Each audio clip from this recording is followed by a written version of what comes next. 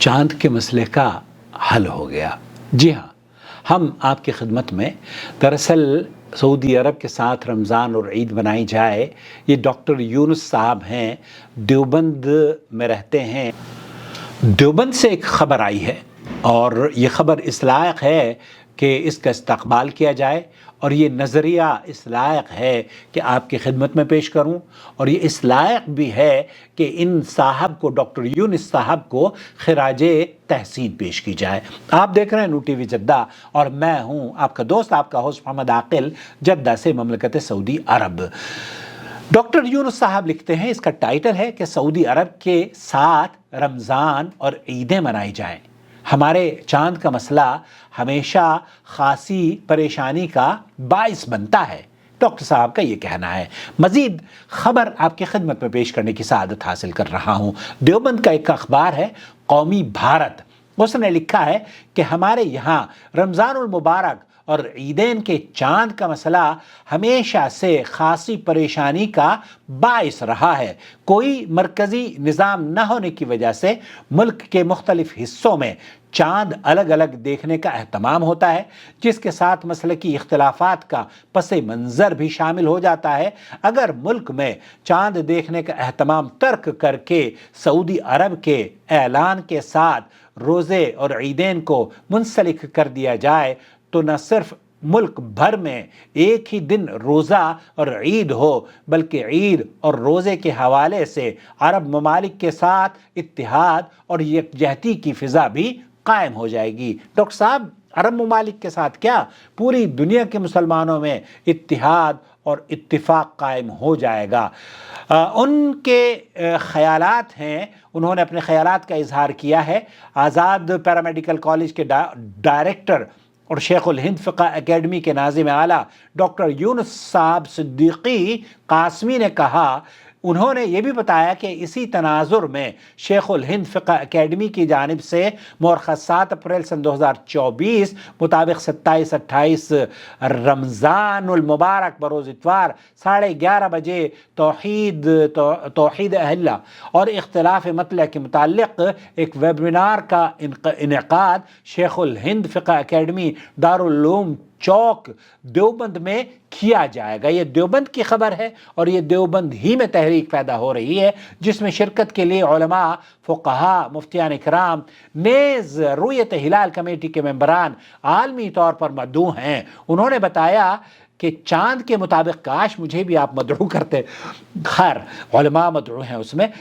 کہ انہوں نے بتایا کہ چاند کے مطلع کو لے کر ماہر فلکیات کہے جانے والے شیخ سمیر الدین قاسمی، جو انگلینڈ میں رہتے ہیں، جی ہاں انگلینڈ میں بڑے اکثر ان کے ویڈیوز بھی شاید وہی ہیں وہ جو اکثر تبصرہ بھی کرتے ہیں، تو آپ نے بہت خوبصورت بات لکھی ہے۔ وہ یہ کہتے ہیں کہ قاسمی جو انگلینڈ میں رہتے ہیں، ان جیسے دیگر حضرات نے ہمارے اس خطے سمیت انڈو پاک، بنگلہ دیش اور نیپال کے مسلمانوں کی صحیح رہنمائی نہیں کی ہے۔ بالکل میں آپ کی بات سے متفق ہوں، بلکہ جو ذرائع ابلاغ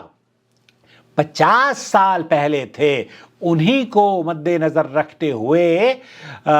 جو نہایت ہی انہی کو مد نظر رکھتے ہوئے وہ رؤیت ہلال کا فیصلہ صادر کرتے ہیں، جو نہایت غلط ہے۔ انہوں نے بتایا کہ فقہی کتابوں میں ائمہ کرام کے مطابق پوری دنیا کا ایک مطلع ہے۔ شیخ عبدالعزیز بن باز مفتی مملکت سعودی عرب بھی اسی بات کے قائل ہیں کہ سعودی عرب کے یا مکہ المکرمہ کی رؤیت کو، سعودی عرب کی رؤیت کو اگر تسلیم کر لیا جائے یا مسلمانی حکومت کی رؤیت کو تسلیم کر لیا جائے، جس کا دستور قرآن و سنت ہے، اور اللہ کے فضل و کرم سے سعودی عرب سر فہرست ہے ان ممالک میں جہاں قرآن و سنت کی بالادستی اور قرآن و سنت پر عمل ہوتا ہے، تو سعودی عرب کے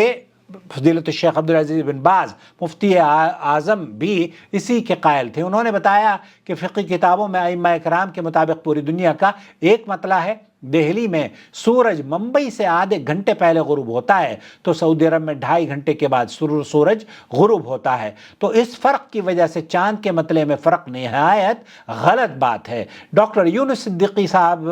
نے کہا کہ عالم اسلام بشمولیت سعودی عربیہ اکثر ممالک نہ صرف توحید اہلیہ کے قائل ہیں، اور امت کے جمہور علماء جمہور اور فقہا کی رائے بھی مذکورہ ممالک کی تائید اور توثیق کرتی ہے اور اصول فقہ بھی انہی کے حق میں ہے۔ انہوں نے بتایا کہ فقہ اکیڈمی شیخ الہند دیوبند محسوس کرتی ہے کہ سعودی عربیہ کی رؤیت ہلال کو تسلیم نہ کرنے میں یوم الفطر میں روزہ رکھنا لازم آتا ہے، جو کسی صورت بھی جائز نہیں، اور دیگر شرعی امور بھی ہیں بے حد متاثر ہوتے ہیں جن کی ادائیگی اور غیر ادائیگی شرعاً قطعاً قابل عمل نہیں ہے، جبکہ سعودی عربیہ کی رؤیت ہلال کو تسلیم کرنے میں شرعاً کوئی حرج اور مضائقہ نہیں ہے۔ اقبال صاحب ہیں آگرہ سے، انہوں نے یہ خبر مجھے بھیجی ہے۔ اقبال صاحب بہت شکریہ۔ میرا خراج تحسین آپ ایک تو ڈاکٹر صاحب تک ضرور پہنچائیں، اور دیوبندی جو اخبار ہے قومی بھارت، ہم ان کا بھی تہہ دل سے شکریہ ادا کرتے ہیں۔ جب سعودی عرب کی رؤیت کو آپ تسلیم کر لیں گے، آپ یقین جانیے کہ اختلافات خود بخود دم توڑتے چلے جائیں گے، اختلافات خود بخود دم توڑتے چلے جائیں گے۔ وہ مکۃ المکرمہ جس کی طرف رخ کر کے آپ نماز پڑھتے ہیں، وہ روئے زمین جہاں نبی کریم صلی اللہ علیہ وسلم پر وحی کا آغاز ہوا، وہ نبی کریم صلی اللہ علیہ وسلم کی زمین جہاں آپ علیہ السلام کی پیدائش ہوئی،